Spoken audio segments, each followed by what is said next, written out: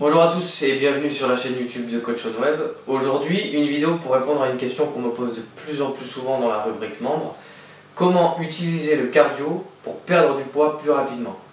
C'est vrai qu'on entend un peu tout et n'importe quoi à ce sujet-là et c'est parfois difficile de faire le tri.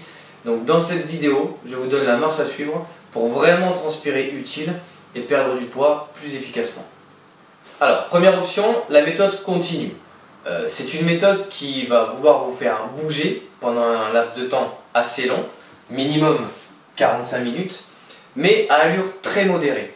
En effet, pour que le corps utilise les graisses et uniquement les graisses comme combustible pour l'effort physique, il faut que vous soyez à allure modérée, c'est-à-dire dans une filière énergétique très faible. Votre fréquence cardiaque, FC, doit être comprise entre 60 et 65% de votre FC max, fréquence cardiaque max. D'accord? Alors, je vous entends ici, qu'est-ce que la fréquence cardiaque max? C'est tout simplement pour la calculer de manière très théorique, mais pour avoir un bon aperçu de ce qu'elle peut être. Votre FC max, c'est 220 moins votre âge. Donc on va prendre un exemple. Si vous avez 35 ans, votre FC max, c'est 185 pulsations par minute. D'accord? 220 moins 35.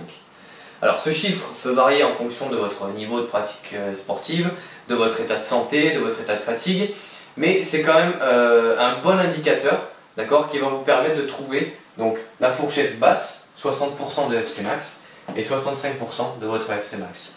Pour avoir ces chiffres, vous avez soit un cardiofréquencemètre qui vous permet d'avoir votre fréquence cardiaque pendant l'effort, soit sur les machines dans les salles, souvent vous avez des capteurs qui vous permettent de récupérer votre fréquence cardiaque. Pour ce qui est de l'exemple, donc 35 ans, si vous voulez utiliser l'option 1, la méthode continue, il vous faut faire du cardio pendant au moins 45 minutes à une fréquence cardiaque qui est entre 111 et 120 pulsations par minute. Voilà. Retenez simplement, si vous ne voulez pas vous embêter avec les chiffres, que vous devez aller longtemps, mais à allure très modérée. Deuxième option qui s'offre à vous, la méthode de l'intervalle training. De récentes études ont montré que la méthode à l'intervalle permettait aussi d'avoir de très bons résultats sur la combustion des graisses et donc sur la perte de poids. C'est cependant une méthode qui s'applique plus aux personnes qui ont déjà un bon niveau sportif parce que c'est une méthode qui est très intense. L'avantage, c'est qu'elle va prendre moins de temps que la méthode continue. Alors comment mettre en place un entraînement en intervalle training? Le principe de l'intervalle training est très simple, c'est l'alternance de phases d'accélération avec des phases de récupération. Donc pour le mettre en place, voici un graphique. Donc là vous avez le temps en minutes et là vous avez votre allure en km/h. Okay, j'ai pris 3 allures de base. 5 km/h c'est l'allure où vous allez marcher sur le tapis. 7,5 c'est l'allure où normalement vous commencez à trottiner. Et 14 km/h c'est une allure où normalement on a déjà une bonne intensité de course. Donc, pour mettre en place une méthode en intervalle, c'est très simple. Voilà comment vous faites. Pendant 5 à 7 minutes, vous êtes en échauffement à 7 km/h et demi, donc en trottinant à allure très modérée. Et une fois que vous êtes chaud, on passe à l'intervalle. On monte directement à 14 km/h et on tire cette intensité pendant 1 minute. Au bout d'une minute, on arrête complètement de courir pendant 30 secondes.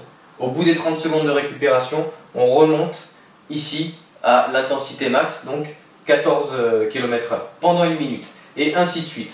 On alterne phase intense, phase de récup, phase intense, phase de récup.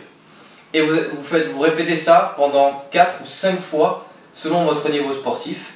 Et une fois que vous l'avez fait 5 fois ou 4 fois, mettons, hop, vous redescendez à 5 km/h pour une récupération active pendant 3 minutes. Donc là vous marchez, en gros c'est une marche rapide sur le tapis pendant 3 minutes.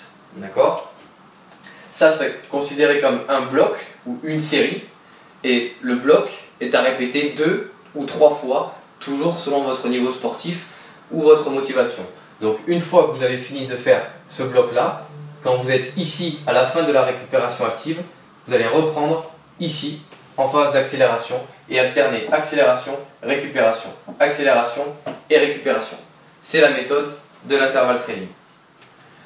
Et enfin, dernière méthode qui va vous permettre d'activer la perte de poids et la combustion des graisses, ce sont les séances de musculation intensives. Pas intensives parce que vous allez lever des poids lourds, intensives parce que vous allez faire des séries longues En général, quand on parle de série longue, c'est plus de 20 répétitions.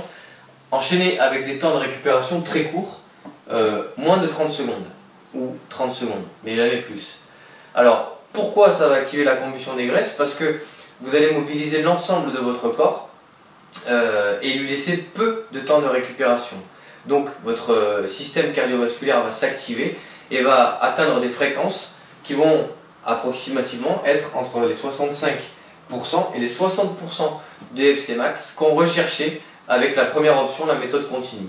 Donc, sans faire de tapis ou d'elliptique ou de rameur, si vous faites ce type de séance de musculation, vous êtes quasiment à la bonne filière pour la combustion des graisses. Voilà, j'espère que cette vidéo vous aura aidé à mieux comprendre comment utiliser votre cardio pour mincir et perdre du poids plus rapidement. Si vous avez besoin d'autres conseils ou de réponses à vos questions, vous pouvez me les poser directement par mail en vous inscrivant sur le site qui apparaît ici en bas de votre écran. Et si vous avez aimé cette vidéo, qu'elle vous a plu, n'hésitez pas à la partager autour de vous ou à vous abonner à la chaîne YouTube de Coach On Web. Allez, à très bientôt.